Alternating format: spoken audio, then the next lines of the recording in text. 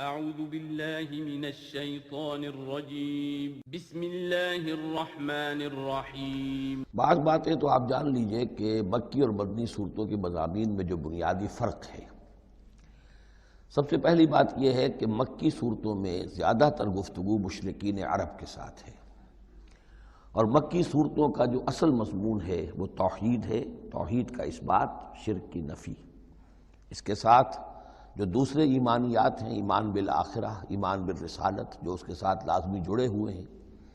تو اصل مضمون جو ہے مکی صورتوں کا وہ ایمانیات ہیں،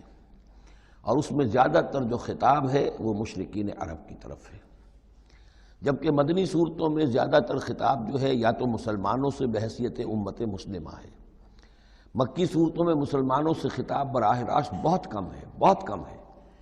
اور ہے بھی تو بالواسطہ ہے، یعنی حضور سے خطاب کیا جاتا ہے واحد کے صیغے میں، اور گویا کہ آپ کے ذریعے سے مسلمان مخاطب ہیں۔ اصل رد و قدح جو ہے، جو گفت و شنید ہے، رد و قدح ہے، بحث و نزاع ہے، وہ سب کی سب مشرکین سے ہے، مشرکین عرب سے۔ لیکن یہ کہ جو مدنی صورتیں ان میں براہ راست خطاب امت مسلمہ سے ہے، اور یہ کہ اس کے ساتھ ہی اہل کتاب، جیسا کہ ہم دیکھ چکے ہیں، یہود اور نصارہ، ان کے بارے میں مفصل گفتگویں، ان سے خطاب ملامت کے انداز میں بھی، دعوت کے انداز میں بھی، ترہیب کے انداز میں بھی، ترغیب کے انداز میں بھی۔ پھر یہ کہ مدنی صورتوں میں منافقین سے خطاب ہے،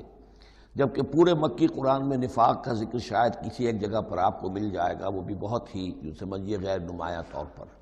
اس لیے کہ مکی دور میں یہ نفاق کا مرض موجود نہیں تھا۔ اہل مکہ بڑے سخت لوگ تھے، لیکن ان میں ایک بات موجود تھی، یعنی کردار کی یہ بات ان کے اندر اچھی تھی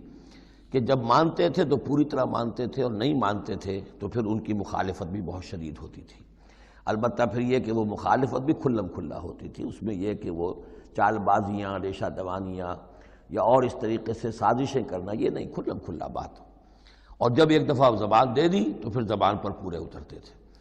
جبکہ یہ جو لوگ مدینے میں آباد تھے، اوس اور خزرج کے، چاہے وہ اصل عرب لوگ تھے، لیکن وہ بھی چونکہ یہودیوں کے زیر اثر رہے تھے، تو ایک بگڑی ہوئی مسلمان امت میں جو خرابیاں پیدا ہو جاتی ہیں اخلاق کی، کردار کی، وہ جو ہیں ان میں یہود میں تو بتمام و کمال تھی، اور ان کے زیر اثر یہ کمزوریاں جو ہیں کسی نہ کسی درجے میں اوس اور خزرج کے لوگوں میں بھی موجود تھیں۔ مکی صورتوں کا دوسرا مضمون جو ہے، اور مدنی صورتوں کا اس کے تقابل میں، وہ یہ ہے کہ مکی صورتوں میں عام اخلاقیات کی بات ہوگی، سچ بولنے کی تاکید ہوگی، جھوٹ بولنے کی مذمت ہوگی، بخل کی مذمت ہوگی، سخاوت کی تعریف کی جائے گی، اطعام مساکین پر زور دیا جائے گا، تنقید ہوگی تو ان لوگوں پر ہوگی جو دولت مند ہونے کے باوجود کٹھور دل ہیں، غریبوں کو کھانا نہیں کھلاتے، یعنی جو بنیادی انسانی اخلاقیات ہیں، بیسک ہیومن مورل کریکٹر۔ جبکہ مدنی صورتوں میں اس کے برعکس اس سے اوپر آئے گی بات، وہ ہے اب احکام شریعت۔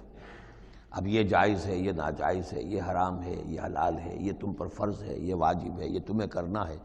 تو یہ گویا کہ ایک اور فرق ہے کہ جو ان دونوں کے مابین آپ کو ملے گا۔ تیسری بات یہ ہے کہ مکی صورتوں میں رسولوں کے حالات بڑی تفصیل کے ساتھ آئے ہیں، لیکن تقریباً یوں سمجھیے کہ بتکرار و اعادہ اس میں جو اصل بات آتی ہے وہ یہ ہے کہ اللہ تعالیٰ نے جس قوم کی طرف بھی اپنے کسی رسول کو بھیجا، پھر یہ کہ اس رسول نے اپنی امکانی حد تک محنت کی، مشقت کی، حق کی دعوت پہنچا دی، حق کو مبرہن کر دیا، بات واضح ہو گئی، حق کا حق ہونا ثابت ہو گیا، باطل کا باطل ہونا ثابت ہو گیا، پھر بھی اگر وہ قوم اڑی رہی اور اس نے رسول کی دعوت کو نہ مانا، اس پر ایمان نہ لائی، تو پھر وہ نسیم منسیہ کر دی گئی، پھر اس کے ساتھ کوئی رعایت نہیں ہوئی، اس کو ختم کر دیا گیا، عذاب استیصال، کہ اس قوم کی جڑ کاٹ دی گئی، قطع دابر القوم الذین ظلموا، جڑ کاٹ دی گئی اس قوم کی کہ جنہوں نے ظلم اور کفر کی روش اختیار کی۔ یہ خاص مضمون ہے کہ جو مکی صورتوں کا ہے۔ تو یہ تو ہیں عام مضامین کے جو ان صورتوں کے اندر آپ کو ملیں گے، جو 2/3 جو ہے